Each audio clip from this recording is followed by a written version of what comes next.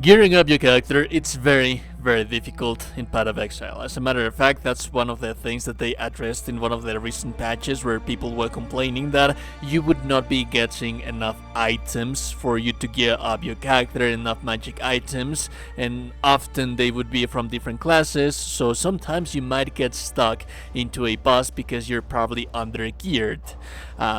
They did address this. They increased the loot a little bit, but they also said that it's difficult doing this because you are supposed to be using different game mechanics and not only relying on that. And as a matter of fact, that is the overall idea of Path of Exile: looting and doing so efficiently and doing so intelligently. And this being a very difficult game, you want to make sure that you're always properly geared up for your fights. So in this video, I am going to show you some things. I'm going to tell you some things that you veteran players might already know, new players might be discovering, but here's how I geared up my character to breeze through the first through the first campaign and then through Cruel. I didn't actually get stuck at any given point because I was not only using the RNG loot table that you get. There's a couple of things that you can be doing to furthermore improve your character to make everything so much easier. Let's talk about first crafting a little bit, although we're not going to dive in here too much. We're just going to stick with the basics, that it's going to allow you to equip your character efficiently, that is going to allow you to level up your character efficiently, a couple of things that you can be doing. So first, let's talk about crafting.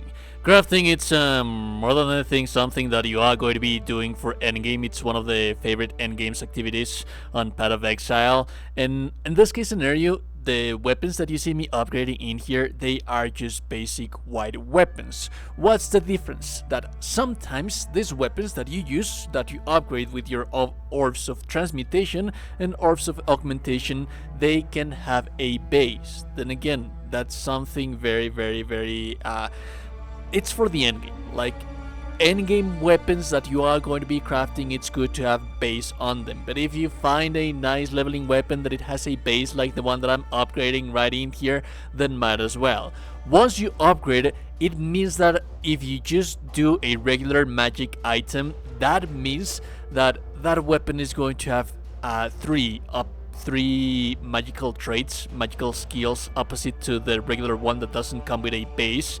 Then again, something might happen as well as the one that you see in here, that you might get lucky enough when you are upgrading just a regular basic one, that it's going to give you 2 instead of 1 single upgrades.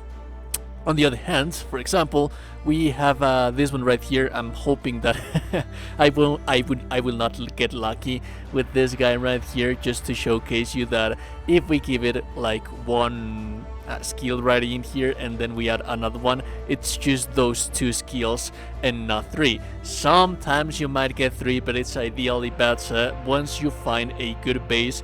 Do not get rid of your white items. Upgrade them, because you sometimes can get lucky and sometimes you might have a base. You're thinking that you're selling a white item, but you're actually selling a good base that you can use to play with and that you can use to level up. Now, the other thing that you can be doing is refighting bosses. When you refight bosses, you of course get the chance to get more loot items, and while you are exploring, you can get more items, and you don't actually need to go back and forth to wait until the instances actually reset for you to be able to fight those boss fights once again. The only thing that you need to do is that, for example, I was fighting the consort right there. If you go to the Mausoleum of the Predator right here, which is where I was, and then you open it up, it's going to give you the instance manager. Then you can decide if you want to enter a new instance or you want to enter into the instance that you already have created. So you can just finish up your instance and then come back here and rinse and repeat fighting bosses at your leisure as much as you want.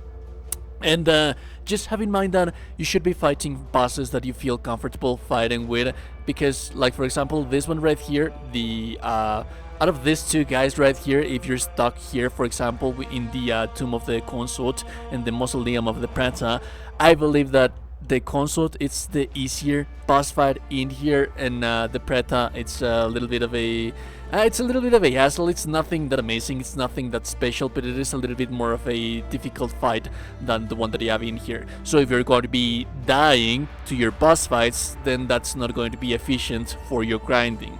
So just make sure that you're fighting a boss that it's going to be easy for you to kill, that you feel comfortable fighting against that boss, and that it's going to give you that amazing loot.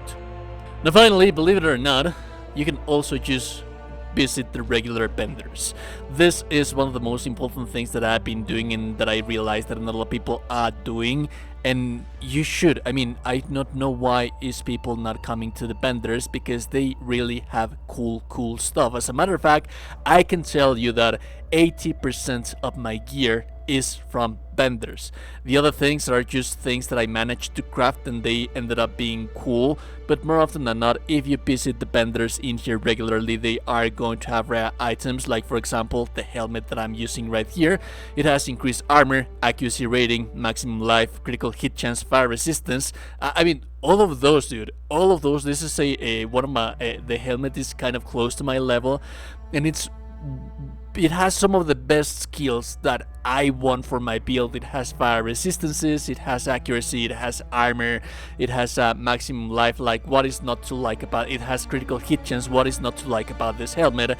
And this is something that I got from the vendor as well as my mace in here. This is kind of a low level. I should replace this one as well, but I purchased it at the vendor, and it has increased physical damage, it has fire damage, it has cold damage, it has increased attack speed, but furthermore than that, it has +3 to level to all melee skills. And as a matter of fact, you can see that it's very similar to this one that I have right here, which is another one that I happened to buy at the vendor as well. This one 113 damage, it has lightning damage, critical damage bonus, but also +3 to level to all melee skills. That means that's +6 level to all melee skills, and yes, they actually do stack.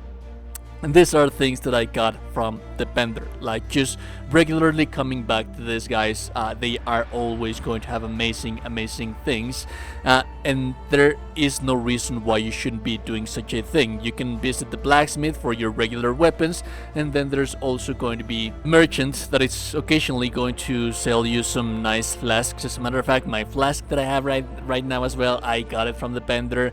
There's also, like, it has the silver charm, it has the lapis amulet of the sky, which is, it has intelligence, +7 to all attributes, and 37 to maximum mana. That's actually kinda neat. Then again, I can't stress enough how important it is for you to visit your vendors, because this is how you can properly gear up your character really good. Anyways, if you like the content, like and never super appreciate it, and also you that you're a gorgeous, beautiful person, you're in the gorgeous, beautiful person, subscribe to the channel, join the Discord, have a beautiful day, and goodbye.